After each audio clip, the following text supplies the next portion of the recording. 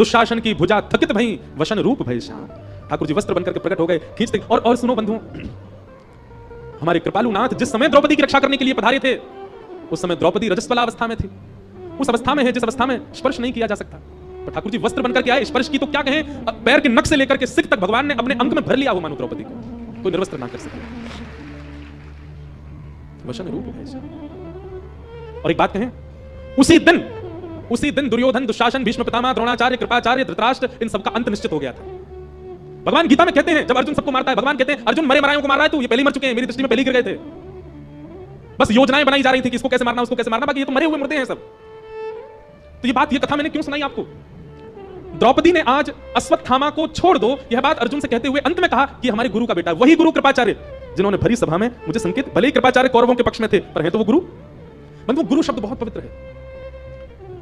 गुरु व्यक्ति कैसा भी हो, गुरु व्यक्ति का स्वभाव स्वरूप कैसा भी हो, यदि शिष्य की निष्ठा श्रेष्ठ है तो गुरु अपने आप श्रेष्ठ हो जाएगा। गुरु का गुरुत्व शिष्य के शिष्यत्व पर निर्भर करता है। पति का पतित्व श्रेष्ठ नहीं तो गुरु श्रेष्ठ नहीं हो सकता। कृपाचार्य भले ही कौरव पक्ष में थे, पर द्रौपदी ने उनको पुनः इसलिए देखा क्योंकि वो गुरु हैं। गुरु शब्द में कुछ तो बल होगा ना। और तभी गुरु कृपाचार्य ने उंगली करके दिखा दिया, द्रौपदी एक की शरण में जाओ, और वह एक केवल परमात्मा है। आज द्रौपदी अर्जुन से कह रही है, जिन गुरु की वजह से आज मैं अपनी लाज बचा पाई, उन गुरु का पुत्र, उन गुरु को तो महाभारत युद्ध में मार दिया तुम लोगों ने, लेकिन कम से कम उनके पुत्र को तो जीवित छोड़ दो।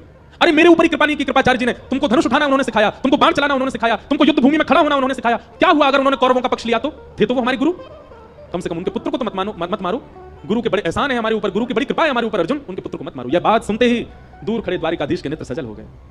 और आज भगवान ने उपहार के रूप में द्रौपदी को कुछ देना चाहते हैं। कितनी दयालु है, कितनी करुणा है इसके चित्त में। भगवान सोच रहे हैं क्या दे दूं द्रौपदी को, तभी भगवान ने अपना नाम दे दिया, निरीक्ष कृष्णापकृतं गुरु सुतं वाम स्वभावा कृपया नाम च। भगवान का नाम है कृष्ण, और द्रौपदी को भगवान ने नाम दिया कृष्णा। ठाकुर जी ने नाम दिया कृष्णा। भगवान ने द्रौपदी को हृदय से लगा लिया, कह दिया सबको, बोले आज के बाद द्रौपदी को जो भी देखे कृष्णा कहकर के पुकारे। मैंने अपने नाम से संबोधित किया है। क्यों? मैं दया का देवता हूं, बहुत दिन से दया की देवी ढूंढ रहा था, आज मिल गई मुझको। ये दया की प्रत्यक्ष प्रतिमूर्ति है, इसलिए भगवान ने अपना नाम द्रौपदी को दिया। बोलो भक्तवत्सल भगवान की। भगवान बड़े अद्भुत हैं।